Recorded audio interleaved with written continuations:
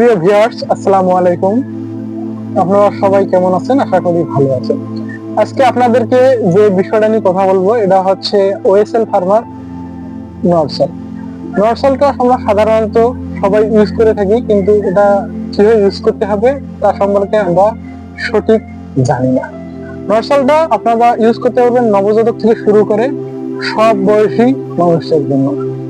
বিশেষ করে আমরা নবজাতকরা বা 2-3 দিনের শিশু থেকে শুরু করে বয়স্ক লোক সবার ক্ষেত্রে ইউজ করে থাকি।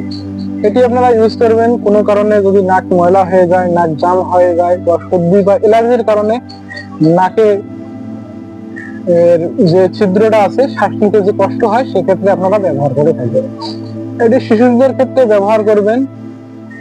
শিশুকে সিট করে শুয়ে মাথার দিকে একটু ভাঁজ করে দুই নাকের ছিদ্রে এক ফোঁটা করে 2 ফোঁটা দিবেন, দিনে 2 থেকে 3 বার।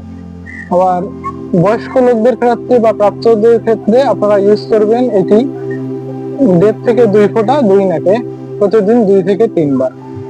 এটি নির্দেশিত হয় ব্যবহার হয় অ্যালার্জির কারণে নাক জাম হওয়া, সর্দির কারণে নাক জাম হয়ে থাকা, আবার অনেক সময় যে অনেকের নাকে পলিপাসের কারণে শ্বাস নিতে কষ্ট হয়, সেক্ষেত্রেও এই নরসল ড্রপটি ব্যবহার হয়। শিশুদের শ্বাস প্রশ্বাসের ক্ষেত্রে নেবুলাইজারে এই নরসল ড্রপটি ব্যবহৃত হয়।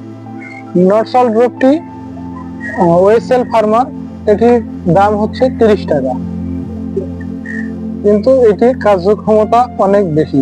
তাই আমি বলবো যে আপনারা নরসল ড্রপটি ইউজ করেন।